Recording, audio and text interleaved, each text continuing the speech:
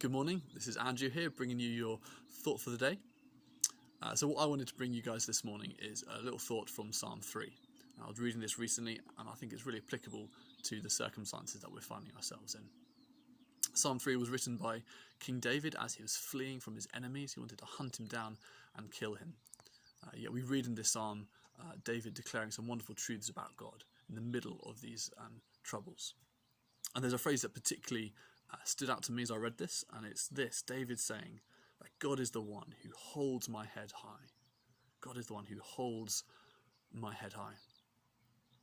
I wonder how many of us have felt that our heads have been dropping over this past week or so, that we've been just consumed by the difficulties that we're facing, by the circumstances that are going on in the world, particularly with being in lockdown, the realization that things are going to be different and difficult for a really long time. Our heads have dropped and need to be lifted up. For King David in this psalm, it was as he brought his struggles before God in prayer.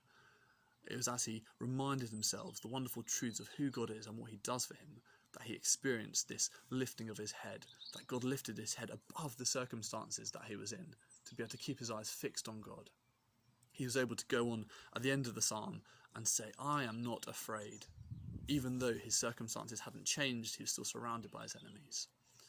So that's what we need to do too. As we're finding ourselves in really difficult circumstances, in these trying times, let's bring our struggles to God in prayer. Let's remind ourselves of who he is and what he has done for us. And I believe as we do so, we'll experience God lifting our heads above the difficulties we're facing, that we can keep our eyes fixed on him, and we too can say, "I am not afraid," even when things don't change. I hope that encourages you this morning, and I hope you guys have a great day and stay well and safe.